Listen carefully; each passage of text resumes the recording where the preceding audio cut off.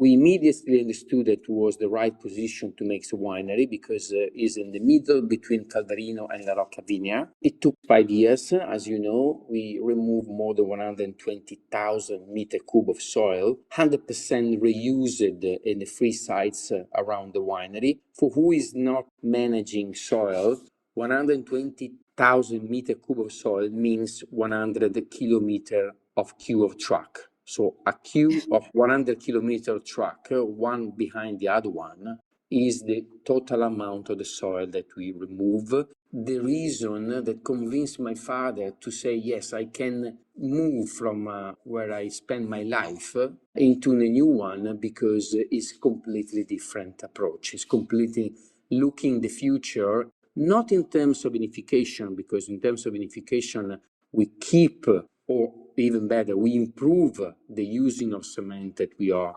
used also in the old winery, but we change the location that give us sustainability, reducing of cost, and using the natural energy that we can have. Welcome to this special Clubhouse session of the Italian Wine Podcast. Listen in as members of the Italian wine community engage in fascinating conversations about contemporary wine topics. If you enjoyed the show, please consider donating through ItalianWinePodcast.com, and remember to subscribe and rate the Italian Wine Podcast wherever you get your pods. Hi everyone, this is Beatrice welcoming you to the Italian Wine Clubhouse Ambassadors Corner, one of the top-ranked shows on Italian Wine Podcast. Here, our ambassadors get the mic to interview their favorite producer with total freedom. And if you miss it live, no worries, it's all recorded and dropped later on the Italian Wine Podcast. Today, guest host is Ekaterina Vislinskaya. Ekaterina Vislinskaya is from Yekaterinburg, Russia. She is a certified wine sommelier and a wine blogger. She holds the WSET Level 3 qualification and is an accredited Italian wine ambassador. She was also guest blogger for the Italian Wine Podcast and a wine trotter. Her passion is Italian wines and exploring and sharing insights into wine tourism and viticulture. Today she's going to interview Andrea Pieropan from Pieropan Winery in Soave. So hi Ekaterina, hi Andrea, how are you doing guys? Hello Beatrice. Hello everybody. So glad to meet you guys. So Ekaterina, are you ready for our 3 ritual questions? Yes, I'm ready. Perfect. So how did you discover the wines of Pieropan? You know, Beatrice, it's easy to explain. When I first studied in a wine school years ago, and we were studying the Italian Veneto region, specifically the Soave wine zone, the teacher told us about the best producers, as they always do. The 3 key wineries they highlighted were Pieropan, Inama, and Pra. Now, with more personal experience and my own developed palate, I can confidently say I fully agree with that choice. Last April, my friends and I were lucky enough to visit Pieropan Winery, and moreover, the new building, where we had such a great tour provided by Andrea himself and tasting of the Pieropan wines. You know, I should confess that I truly discovered Pieropan wines a year ago on the winery, when Andrea gave us for tasting 2 vintages of La Rocca, 2013 and 2023, 10 years gap. As Andrea mentioned, we should try and understand not only the terroir differences of La Rocca and Calvario wines, but to understand how underrated is Garganega grape variety in terms of potential of aging. I'm still very grateful to Andrea for that experience that I really will never forget, and it made me curious to learn more. That's really fascinating. So tell us, why did you select Andrea as your featured guest? Oh, you know, I'm interested in the individual, the personality, and the deeper story behind it. A perfect example is the approach to single vineyards. Leonildo Pieropan, Andrea's father of blessed memory, was designated single vineyards back in the 1970s. Today, that's completely a common practice and doesn't surprise anyone. But in 70s, started with Calvarini in 1971 as, attention, the first Italian white single vineyard wine. Pioneer, yes. Rebellion, yes. Example for future generations, yes. Those one who can take responsibility, push boundaries, break barriers, struggle with the main enemy, himself. It's all about having enough strength to overcome, to be and to stay notable on a global scale. You know, once I came across a Latin saying, esse quam videri. It means to be, not to seem. And you know, for me, the Pieropan family represents the very essence of that phrase. Beatrice, that is my explanation why I've selected Andrea for the interview. And that is an awesome explanation, really. What are the learning objectives we should expect from this interview? I think the key learning objectives would be as follows. Understand the history and the identity of Pieropan Winery. Explore the key economic figures and technical aspects of the winery. Find out the key principles of agronomist versus winemaker collaboration, Andrea and Dario Pieropan, and more and more and more. Let's start. Perfect. So it's a really nice plan, and it's time for me to mute myself. And now I'm turning over the floor to you, Eka, and have a nice interviews, guys. Thank you. Hello, Andrea. Hello, all our listeners. Happy to say that today in our clubhouse we have the agronomist and expert manager of the Pieropan Winery, Andrea Pieropan. So, Andrea, welcome to the clubhouse and thank you very much for finding time in your such a busy schedule. You know, it's been a few years since your last interview to the Italian Wine Podcast, and a lot has happened since. Let's dive into the boundless world of Pieropan wine.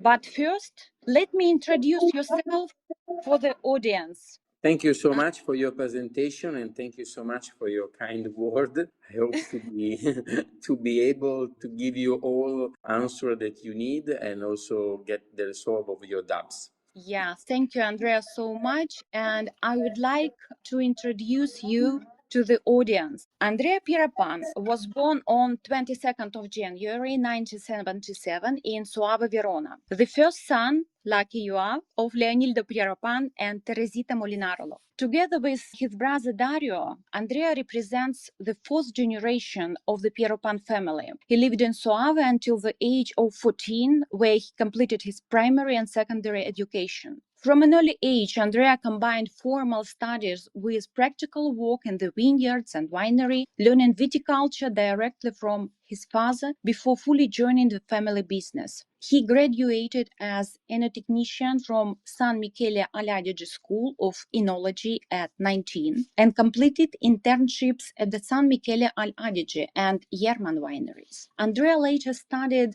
agricultural scientists at the University of Padua, graduated in 2003 and obtaining state certification as an agronomist. While at university, Andrea gained international experience working at Miranda Winery in the Barossa Valley, Australia. Since 2003, Andrea has been working at the family-run Pieropan Winery as agronomist and expert manager, focusing on vineyard management and grape growing while upholding the estate's commitment to quality, tradition, and innovation. He is also a board advisor of the Italian Federation of Independent Winemakers, continuing his father's dedication to the organization's mission. Andrea married in 2005 and has 3 children, the 5th generation, Giacomo, Francesco, and Anna, and lives with his family in Soave.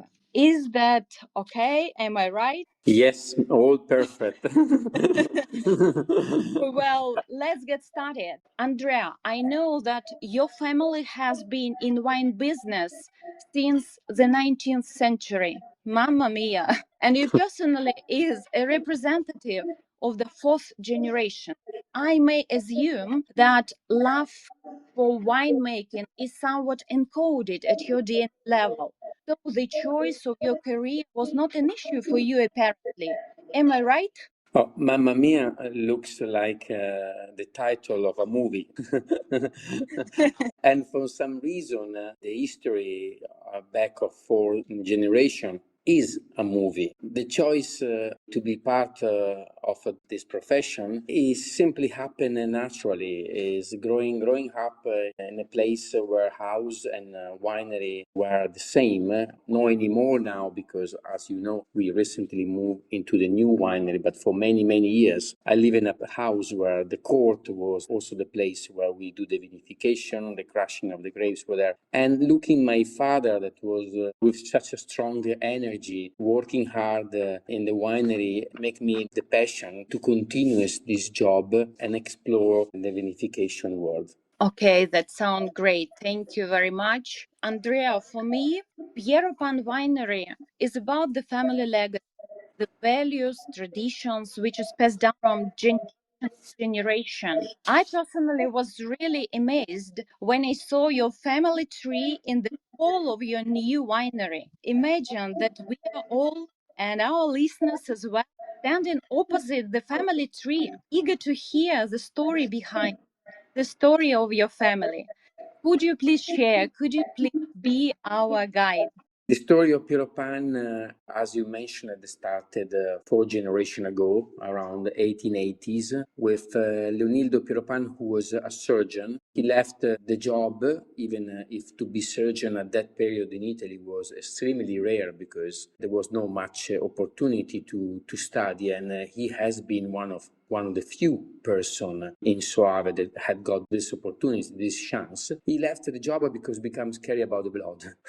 I know that look particularly funny, but is what it happened. So he said, no, it's not my job. I don't want to make surgery because I don't like much the blood. And maybe this is one of the reasons because he started to make white wine instead of red wine. We don't know because he passed a long time ago, so we cannot ask him. And particularly he started with the Recioto di Soave. So the first wine of the family is the Recioto di Soave. So the sweet wine still made in a traditional way with the drying of the grapes and the bamboo straw mats, which is also the only one thing that remained in the old winery in terms of production, because the rest has recently moved into the new Leonildo Pieropan winery. And he started to make wine, and he had got 3 sons, Fausto, Gustavo, and Giulio.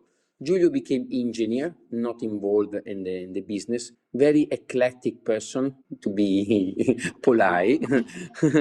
Why? Because extremely talented, intelligent, because he also participated as engineer at the construction of the bridge in Sydney. So you have to think that 1930s have the chance to move from Italy to Australia was very rare. And he had got this chance because he was very talented. But at the same time, when he died, he left the house, not at the brothers, but at the church. So even if it was completely atheist. For this reason, in the cemetery of the town, we have a chapel of the family. He's sleeping outside of the chapel because has been too much heretic for my father to be part of the family also in the chapel. The other 2 brothers, Fausto and Gustavo, continues the job of the father without being winemakers.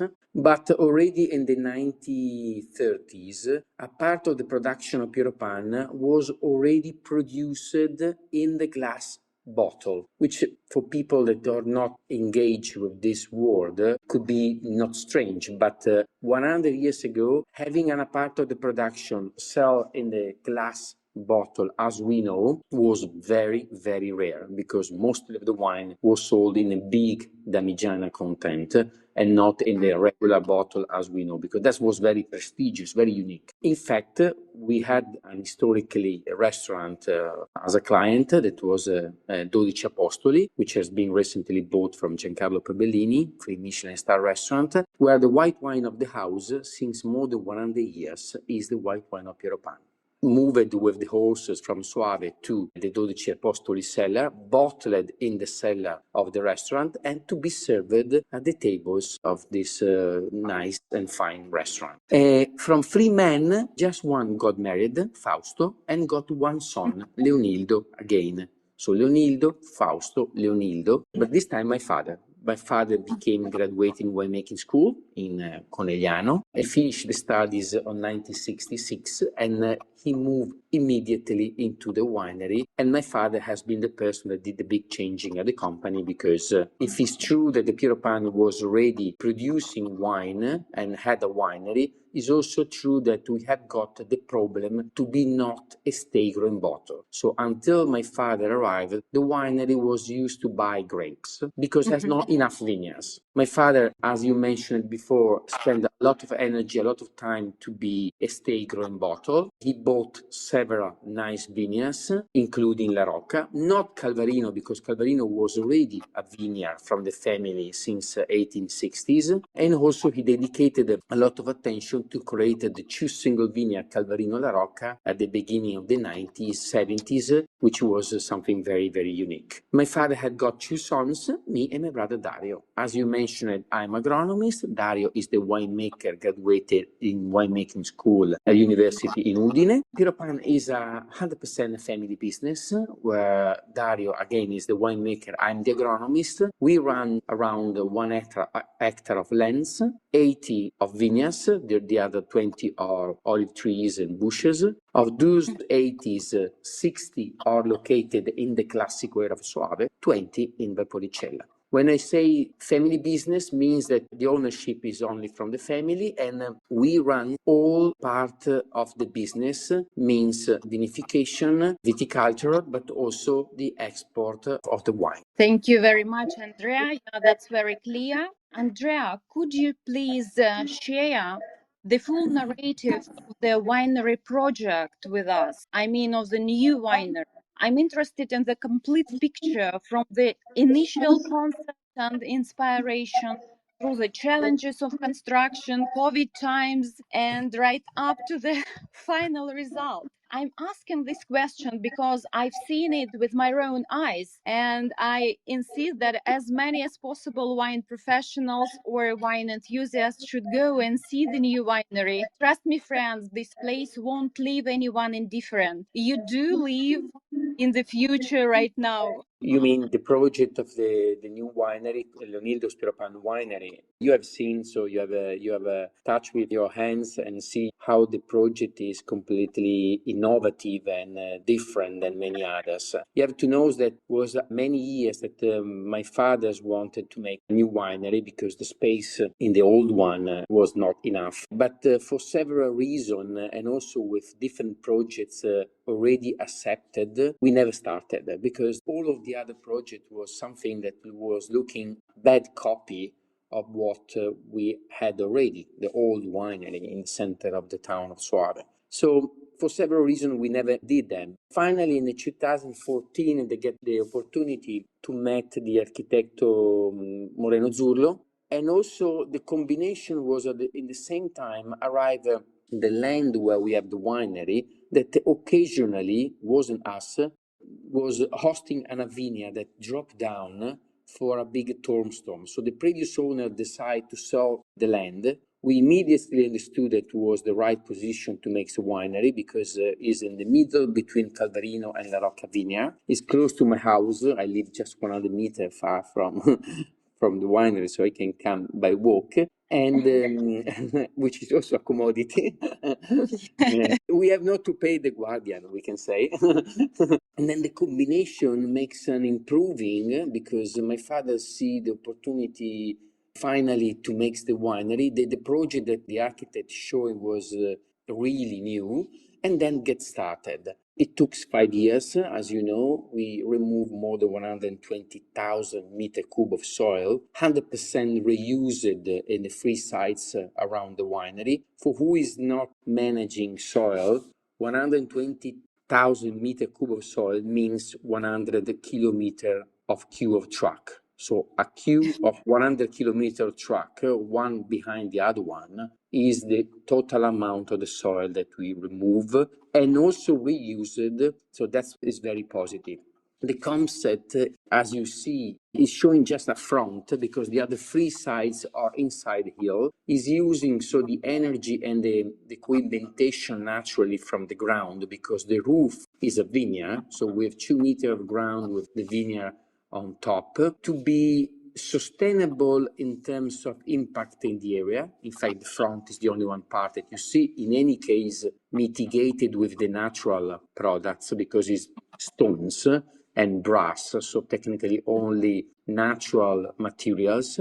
We have also a system that captures the water from Israel, so it's a system below the grass on top of the roof that captures the water, and this water naturally coming down from the hill and also through the rain is kept and also keep in 2 tanks with the choice to be reused for the irrigation. So in a few words, we have the opportunity to reuse the water and we reduce as less as possible the impact in the landscape where we are. So this was the reason that convinced my father to say, yes, I can move from where I spend my life into a new one because it's completely different approach. It's completely looking the future, not in terms of vinification, because in terms of vinification, we keep, or even better, we improve the using of cement that we are used also in the old winery, but we change the location that give us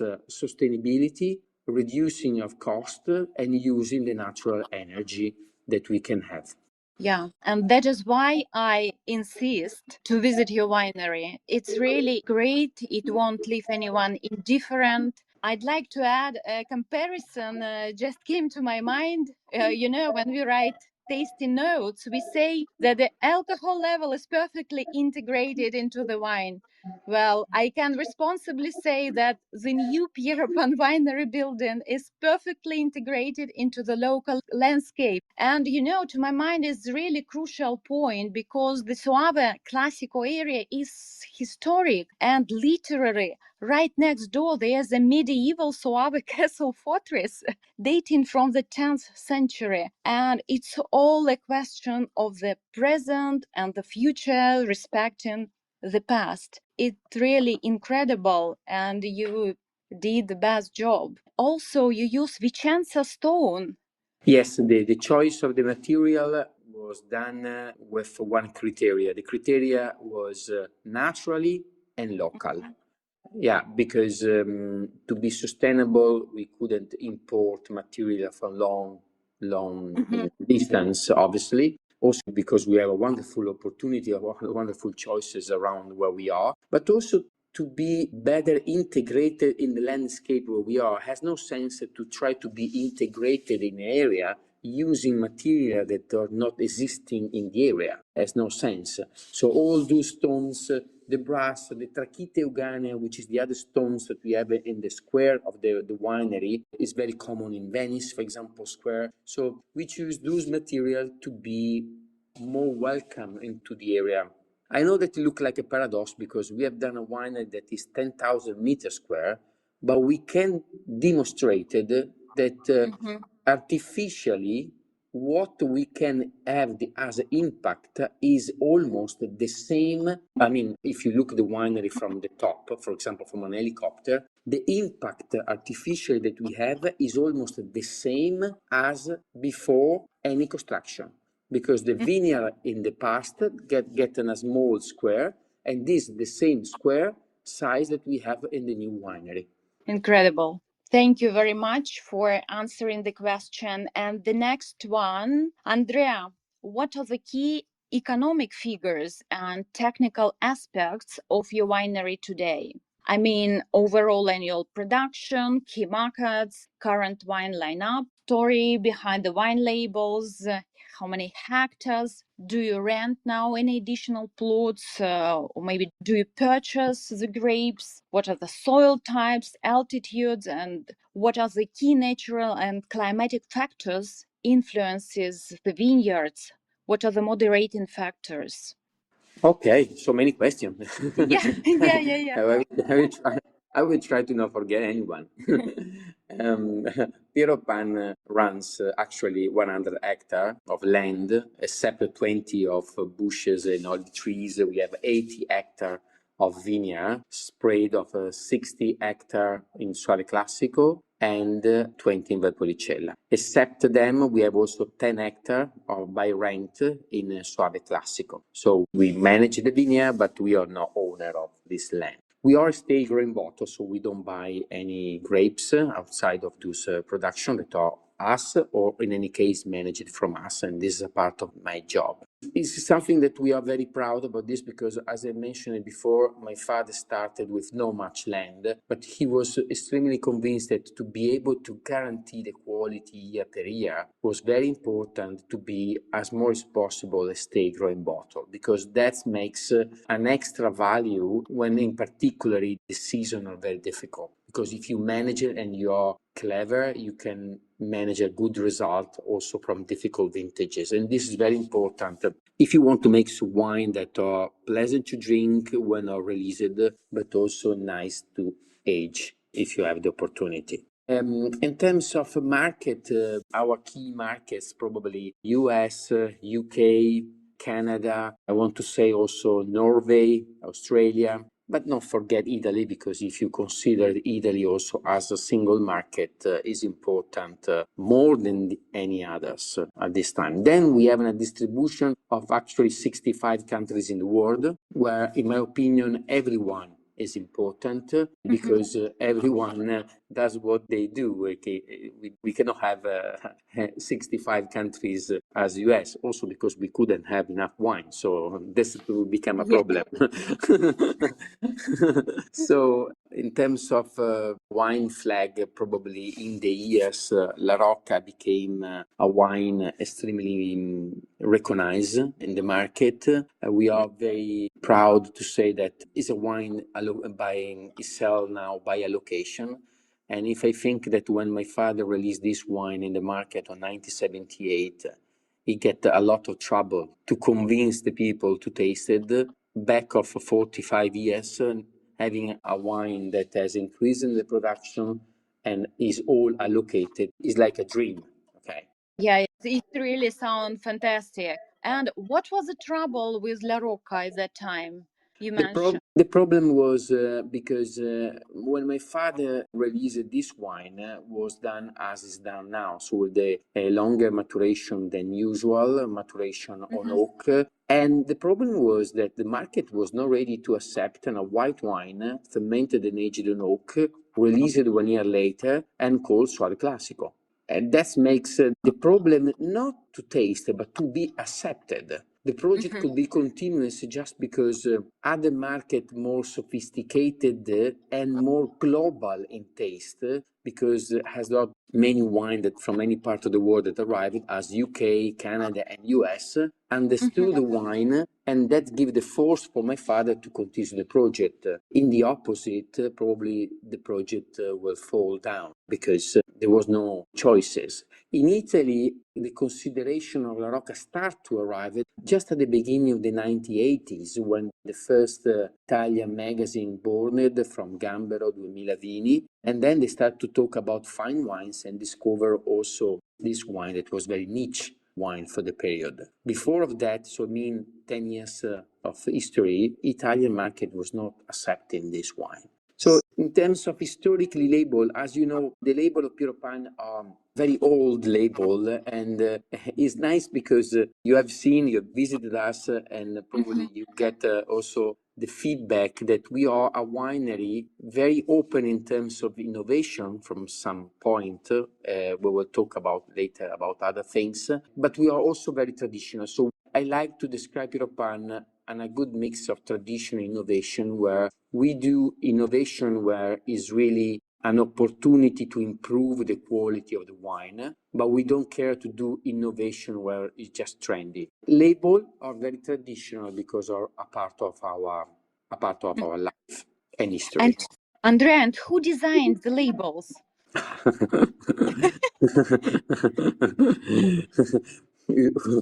It's not possible to answer this question, sorry, because this is a label that is more than 100 years old and has been done 100% from a part of the family, because 100 years ago, you don't call a project studios to make the label. It was just designed by themselves. And my father liked it as, for example, the glass bottle. Why this glass bottle? It's very historically old bottle. Mostly the people ask me, why this bottle? But the right question should be, why the others another bottle? Because this is represent the historically bottle of the area where we are, Veneto region, that was Austria Empire until 1870. Because the winery started at that period, the only glass bottle available in the market was the Renana bottle. So it's correct to say why the others choose another class of bottle. They're strangers. In terms of soil, as you know, we produce just Soave Classico. In the Classico area, the soil is mostly volcanic origin with tufa and basalt, in some areas more, in some areas less. We have an exception, and this is the reason because La Rocca born in La Rocca, which is a clay calcareous soil, very unusual for the Classico area of Soave, and very distinguished from the volcanic origin. The hills of Soave are quite gentle, or not too high, arrive maximum 300, 350 meters, if I don't do mistake, in Castelcerino and in Foscarino hill. The others in between 100 and 200, 250. Very gentle, with a face that look west and a face that look east. Okay, and Andrea, what are the key natural and climatic factors influences the vineyard? Oh, the key now we have to see if the global climate changing will change also this factor. But for several years, the key point of the Garganega grapes in Soave was, but I want to say is, the advantage to be picked quite late. So start to be picked in October to be finished picked at the end of October. So what was the advantage? The advantage is that October is finally the month where the temperatures drop down, the days have to be shorter, the hour of lights are less. So it's a gentle maturation, which is very positive because getting a maturation phenolically very well. And the gap of temperature that start to have in between night and day helps to have the right maturation. You understand that the Garganega grapes is ripe when the skin of the bunches start to be golden, but not golden by heat from the sun, but is a golden maturation as, for example, it happened with the apple fruit. The apple fruit changed the color when it filled the gap of temperature between day and night. So it changed naturally this color in the bunches, in the skin of the bunches. And this is the phenolic ripening that give the best for the Garganega grapes. I think this is an advantage, and is an advantage. Why? Because if we will continue in this way, we have in the wine a touch of the terroir. So the terroir become interesting in Garganega grapes and then in Soave wine when the maturation is in October. Okay. And one more economic figure. What is the overall annual production volume? We produce around 780,000 bottles per year, where mostly are white wine. The production of the reds are smaller. Also because in the reds we have the Amarone, which is, as you know, a product from the drying of the grapes, so the production is obviously very low.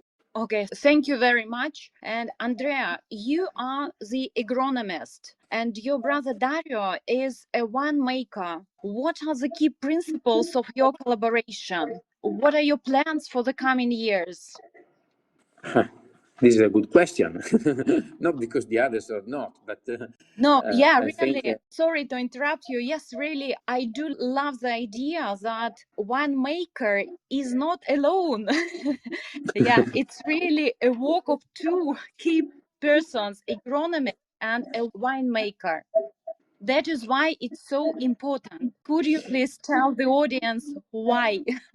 is a nice question. Is also a question that get necessary in a family soul, because I think that the key of the collaboration between me and my brother Dario, which we are two persons with completely different characters, but we complement each other pretty well. And also we had got the opportunity to work for over 15 years together with my father. So my father passed the witness working together for 15 years, and this has been the best training that we could have. Not because my father is not a technical training, but is an heart training. So it teaches us how to make the wine, not following a market or trend or whatever, but maintain a style and a currency and a policy that is representing before than the wine that is representing the persons. And I think this has been very good. I have a lot of people that ask us how you can do everything together, you and Dario together. At the end, it's not so difficult because we do what we like and we understand very fast what we want to express into the wine every year. So it's not so complicated in my opinion, because it's not necessarily technically, it's more human approach. Mm-hmm. Thank you very much for your explanation. And I think it's all in family hands. You don't need to invite someone to be a consultant. Yeah, that's also great. At all. We don't have any consulting. The next projects, because we don't stop it anyway. So our father was not stopping. He gave us the opportunity to explore the job in Valpolicella, as we do. Now we have several new projects. We have next year the releasing of the first vintages of our first PV, which is Pinot Iskra, is a wine from a resistant plant. We also release, with dedication of our father, 2 new collezioni vini dell'anima, in particular Calvarino and La Rocca 2015, so 2 wines that are releasing after over 10 years of maturation. This was a project of our father that we will continue to dedicate it to him. And in the next future, we also will be again producing a small production of Riesling, not planted anymore in Soave, but in Valpolicella, in the north side of the top hill of Valpolicella's land, and Pinot Nero. So as you can see, we have a lot of things on the road. Yeah, that sounds really, really great. That is why I would like to ask you, the world is developing at an accelerating speed. How do you manage to keep up with this change in time? Flexibility, I think, is the answer of this question, which is not mean commercial. Flexibility mean be smart enough to understand and to be prepared the changing of many things around the wine world. Flexibility means that you understand before, but not necessarily that you are adapted because something maybe you don't accept it. I think, for example, low alcohol wine. Flexibility in this case is not meaning prepared to be also low alcohol wine because maybe the market now is wanting. Flexibility means understand before than others where the world is going on and adapt your way to work to be more flexible. The winery is an example. My father had seen, in my opinion, before than others, that is extremely important, guarantee the quality of the products and reducing the cost of the production. So having a winery that is not efficiently now, it makes your product outside of the market, because I think that the people will still continue to pay your quality if the price of the bottle is done from the quality, not by the cost. Yes, exactly. And flexibility is about intellectual approach, I think, like this. And the year 2025 marked a significant achievement for you. Pieropan Winery and the wine La Rocca 2023 made it into the world top 100 wines, according to a highly influential wine critic, James Suckling. Our congratulations. I'm sure everyone is dying to know what ceremony was like. And did you go to the after party? Tell us, please.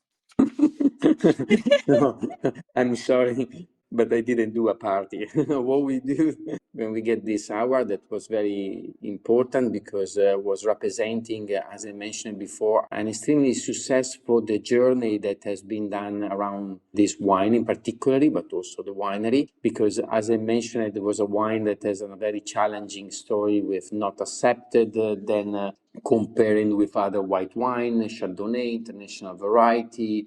He wasn't, because it was an indigenous variety. So there are a lot behind this wine that was a little bit of really great winning. What we did after this was honestly get to the winery to taste the next vintage, 2024 La Rocca, to see if we will be able to guarantee the same performance of the 2023 that has been well accepted. So was more worry than happiness at that time,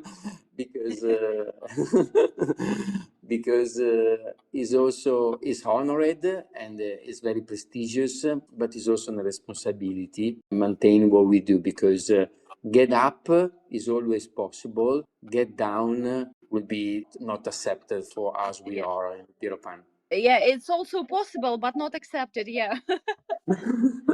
Exactly. We don't accept to get down. So the responsibility to improve the quality in the next vintages was giving us less happiness and more job. Yeah, thank you very much. And Andrea, we have a surprise for you. David Gleave, chairman of Liberty Wines, sent you a message. But first, I would like to inform our audience that Liberty Wines, the United Kingdom, is the importer with whom Pieropan Winery have the longest collaboration. And the UK is the most influential market for the Pieropans. So here's David's question to you. Andrea, how excited are you to realize your father's dream and use screw cap on La Rocca and Calvarinho? I'm smiling because this was a nice surprise. We know David for many years. We started to work with him in 1986, if I don't do mistakes, so a long time ago. And again, this is an example of innovation. We are a traditional in the label, traditional in the bottle, but close in the screw cap. What a funny story, no? It looks like strange, no? What do you do? Packaging that has more than 100 years old and closing the screw cap. But this is what we are. We are not afraid to be engaged with the innovation if it can get an improving of the quality. I remind you before answer well that Pieropan has been the first winery in the 2007 to introduce the screw cap in the Soave Classico, and we lost. We have been the only one producer that got the force to lost for 5 years the word Classico in the label, not because the wine wasn't Classico, but because the closure was not permitted for the Classico Soave. But we didn't care, and we sold for 5 years Soave Pieropan instead of Soave Classico because of this choice. We didn't do in the Calvarinho La Rocca, it's true, but in the 2008, when we get the machine of closure of the screw cap, we did an experiment and we closed in the screw cap 120 bottles each of Calvarinho La Rocca. And 10 years ago, we tasted with David Gleave the wine, and he was amazing, surprised for how the wine was developing in the glass. We didn't do it before because the space, but since we have the new winery, we promised to David to do it, and we started, as was happened in 2007, we start with 3 countries first, UK, Australia, and New Zealand. Exactly the same story of the screw cap of Soave Classico 20 years ago. And yes, we are very excited. I think will be an opportunity for many and a way to also communicate that the wine is not the glass or the packaging that is outside, but is what we do inside. Okay, thank you very much. I think David is really happy. And a goodwill message from David sounds like that. Andrea, please keep up the good work on screw caps.